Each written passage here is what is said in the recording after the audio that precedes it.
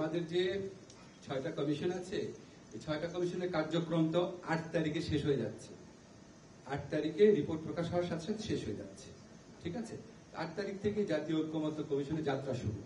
তো আলী রিয়াদ সাহেব যখন 8 তারিখের পর মধ্য ফেব্রুয়ারিতে আলোচনায় বসবেন, তখন উনি সংবিধান কমিটির প্রধান হিসেবে বসবেন না, জাতীয় ঐক্যমত্য কমিশনে যিনি আপনার ভাইস চেয়ারম্যান হিসাবে বসবেন।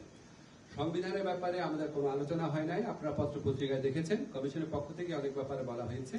সংবিধানের ক্ষেত্রে কি পদ্ধতিতে ঐক্যমত্য প্রতিষ্ঠা করা হবে সেটা নিয়ে আলোচনা করা হয় নাই। বাট আমরা জানি সংবিধান নিয়ে বিভিন্ন পদ্ধতিতে ঐক্যমত করা সম্ভব। একটা হচ্ছে যদি আপনার রাজনৈতিক দলগুলো ঐক্যমত পোষণ করে, যদি পোষণ করে সংবিধানের সংক্রান্ত কোনো সংশোধনী ক্ষেত্রে, তাহলে ওনারা মিলে সবাই মিলে এগ্রি করে কোনো একটা ব্যাপার আইনে পরিণত করার প্রস্তাব দিতে পারেন।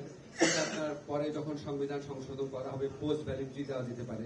আবার যদি সামনে নির্বাচন যদি গণপরিষদ এবং সংসদ নির্বাচন যদি একই সাথে হয়, তাহলে গণপরিষদের মাধ্যমে হতে পারে, সাংবিধানিক কোনো সভার মাধ্যমে হতে পারে। এইগুলি হচ্ছে আমার কথা বললাম যে বিভিন্ন পদ্ধতিতে করা যেতে পারে, কিন্তু কি পদ্ধতিতে করা হবে সেটা রাজনৈতিক দলের সাথে আলোচনার ভিত্তিতে ঠিক করা হবে।